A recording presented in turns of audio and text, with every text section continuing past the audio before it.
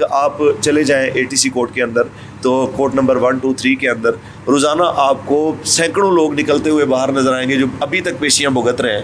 آپ پوچھیں کہ یہ پرچے کس نے کروائے تھے اور کس کے کہنے پہ ہوئے تھے, اور اس کے اوپر جتنے بھی ہمارے اینکر ہیں ان کا منافقانہ رویہ بشمول عوریہ مقبول صاحب کے.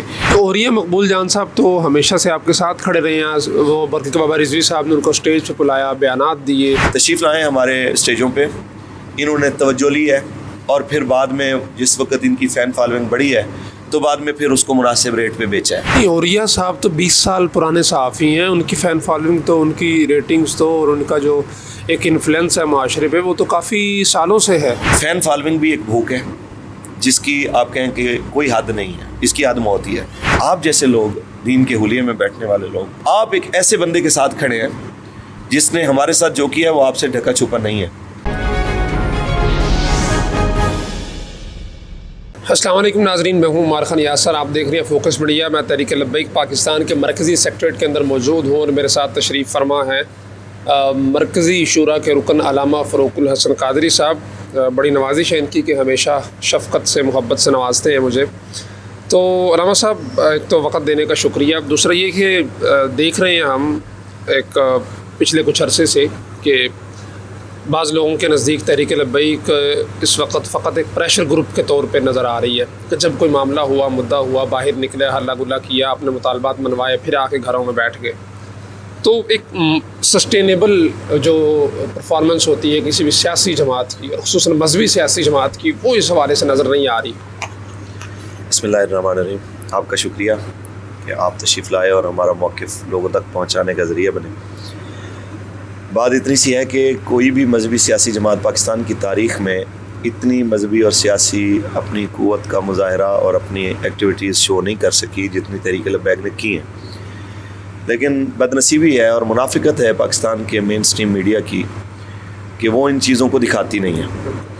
ابھی ٹویٹر پہ ہمارے لاکھوں اکاؤنٹ سسپینڈ ہونے کے باوجود بھی آپ دیکھیں کہ کل بھی ٹاپ ٹرینڈ پہ NA 240 لبیک کا, اور وہاں پہ امیر محترم کا ایک مختصر سی کال پہ وہاں پہ پہنچنا اور کراچی کا ان کو ویلکم کرنا, یہ اس چیز کی علامت ہے کہ تحریک لبیک پاکستان کی اسلام کے نام پہ جتنی بھی مذہبی سیاسی جماعتیں آئی ہیں ان سب سے ایک بڑی جماعت ہے, اور جس کی پونی صدی میں کوئی مثال آپ پیش نہیں کر سکتے. ہاں یہ ضرور کہہ سکتے ہیں کہ وہ جیو کی نظر سے اور ARY کی نظر سے پوشیدہ ہے, اس لیے کہ اس معاملے میں وہ اندھے ہیں کہ ادھر ان کو کچھ نظر نہیں آتا. مثالہ نہیں ہے نا یہاں. ہاں مثالہ نہیں ہے, کیونکہ قوم کی بیٹیوں کے یہ تھرکتے جسم دکھا سکتے ہیں, یہ رسول اللہ کے دین کے غلبے کے لیے کوئی آواز قوم تک نہیں پہنچا سکتے. تو یہ آپ کہہ سکتے ہیں کہ یہ الیکٹرانک میڈیا کی کمینگی ہے. باقی دنیا تو ساری جانتی ہے کہ یہ نعرہ تو گھر گھر پہنچ چکا ہے کہ آیا آیا دین آیا. اچھا, الیکشن سر پہ آ چکے ہیں. بعض لوگوں کے نزدیک اسی سال نومبر دسمبر میں الیکشن کا اعلان جو ہے وہ ہونے جا رہا ہے, اور بعض کے نزدیک اگر ٹائم پورا بھی ہو 5 سال کا تو اگلا سال تو الیکشن کا ہے ہی.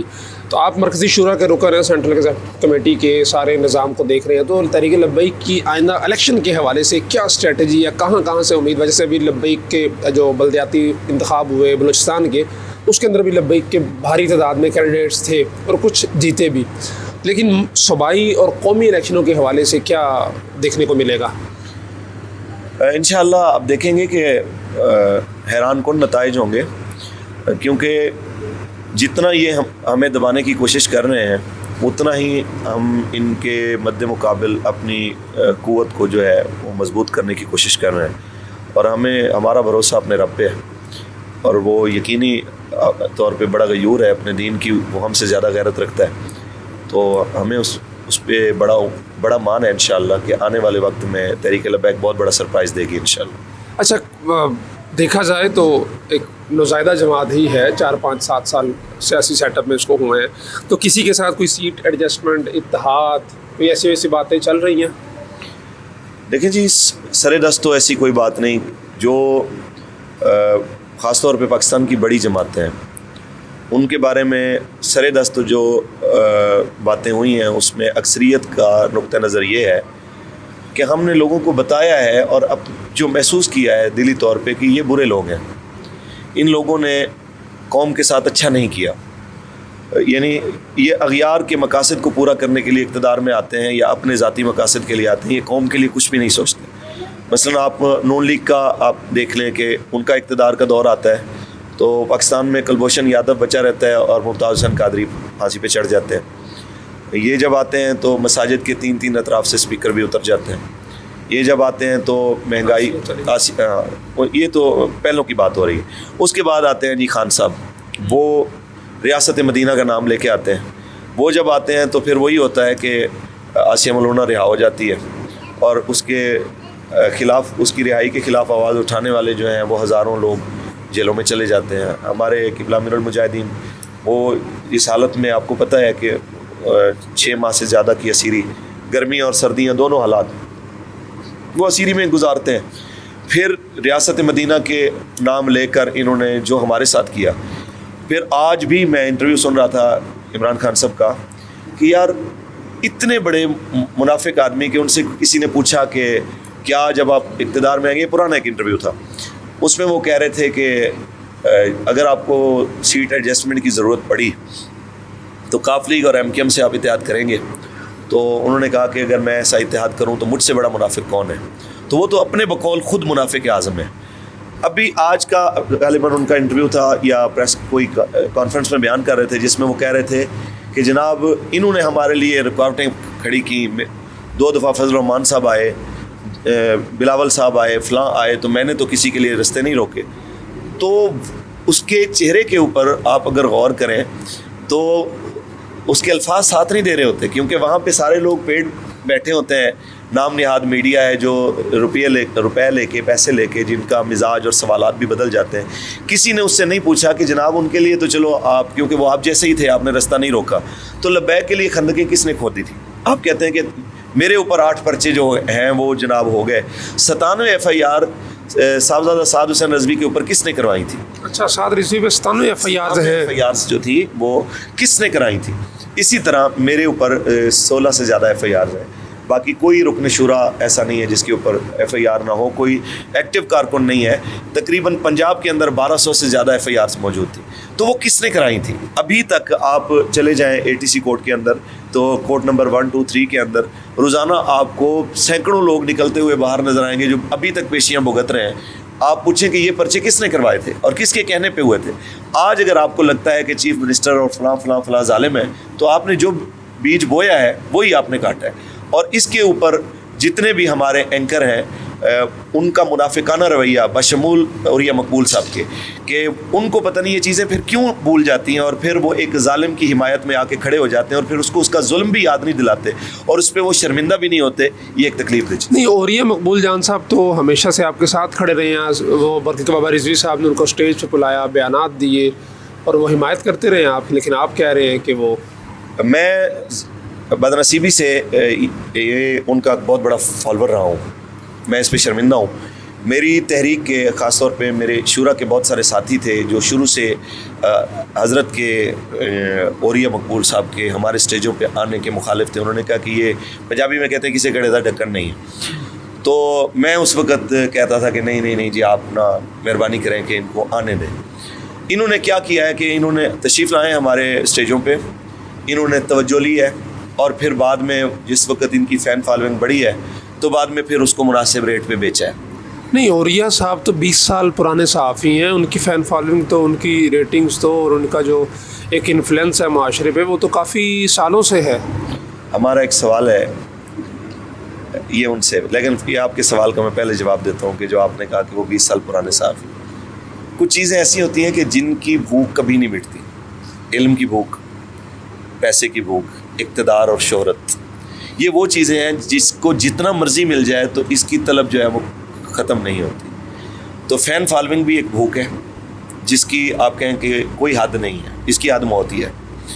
اگلی بات یہ ہے کہ میرا ان سے جو اختلاف ہے وہ اس بنیاد پہ ہے کہ خدا کے بندے یہ صابر شاکر جیسا بندہ کرے یا عمران ریاض جیسا بندہ کرے یا کوئی ایسے لفافے صحافی کریں کہ جن کا دین سے کوئی تعلق نہیں، جن کو پتہ ہی نہیں دین کیا ہے.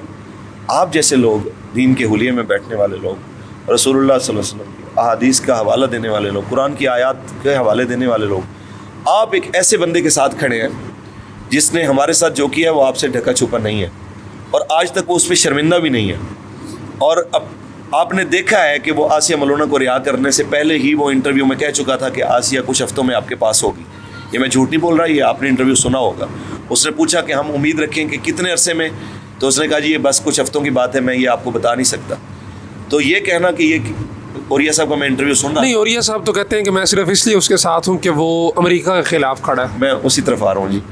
انہوں نے کہا کہ جی اس کو کس نے رہا کرایا, جی اس کو جی کوٹوں نے رہا کرایا, اس کو فلاں کیا ہے. تو خان صاحب خود اقرار کر رہے ہیں کوٹوں کے رہا کرنے سے ہفتوں پہلے, مہینے پہلے, کہ جی میں اس کو رہا کراؤں گا اور اتنے عرصے میں وہ آپ کے پاس ہوگی.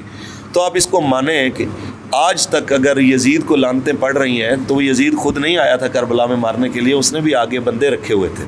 تو جس طرح آگے اس وقت ابن زیاد یا شمر جیسے لوگ تھے, تو آج بھی پاکستان کی جو عدلیہ ہے یا باقی چیزیں ہیں, یہ خان صاحب کے اشاروں پہ, جو بھی اقتدار میں ہوتا ہے اس کے اشارے پہ ناچنے کے لیے پاکستان کا ہائی کورٹ, پاکستان کی سپریم کورٹ اور یہ تمام عدلیہ موجود ہوتی ہے. تو انہیں عدالت لگ سکتی ہے مجھ پہ بھی, آپ پہ بھی؟ نہیں, آپ پہ نہیں لگے گی کیونکہ یہ میرا نقطہ نظر ہے. آپ تو سوال کر رہے ہیں.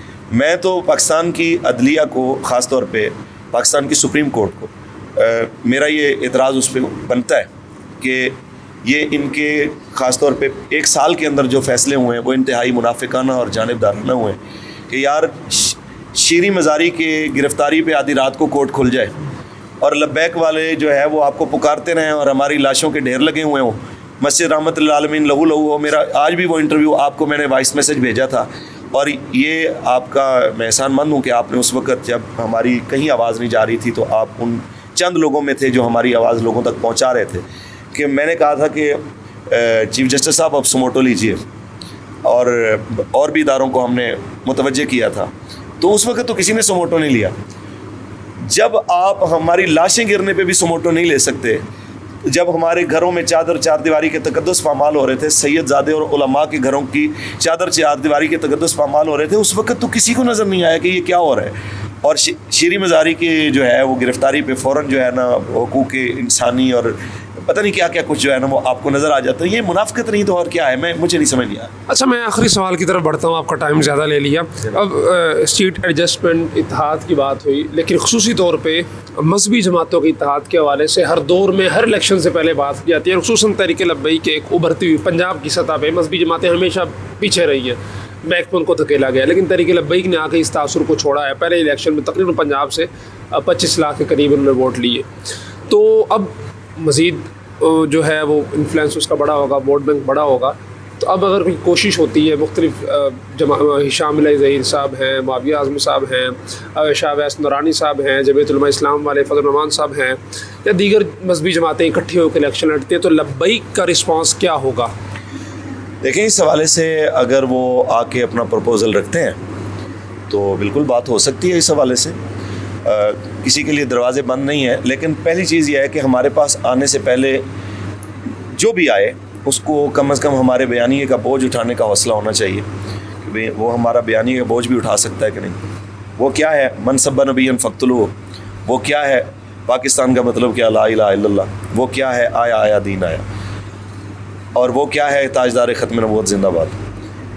تو میں جہاں تک دیکھتا ہوں کہ کئی بار ایسا ہوتا ہے کہ ایک چھوٹے سے پریشر کے اوپر جب راہیں جدا جدا ہو جاتی ہیں تو پھر اتحاد کا اتنا فائدہ نہیں ہوتا. جب مشکل حالات میں کوئی بندہ ساتھ چھوڑتا ہے تو اس کا نقصان زیادہ ہوتا ہے. تو اس وقت سے میرے خیال میں اس وقت سے ڈرنے کے لیے کوئی تحفظات ساتھیوں کے دل میں ہوں تو یہ ایک الگ چیز ہے, لیکن دروازے تو سب کے لیے کھلے ہیں. کوئی بھی اگر آتا ہے تو اس معاملے میں اب بڑی جماعتیں جو ہمارے پاس آ چکی ہیں, مثلا پی ٹی آئی کے لوگ آتے ہیں, آ چکے ہیں, اور کئی ان کے وفود آ چکے ہیں, نون لیگ آ چکی ہے, پی پی کے لوگ آ چکے ہیں.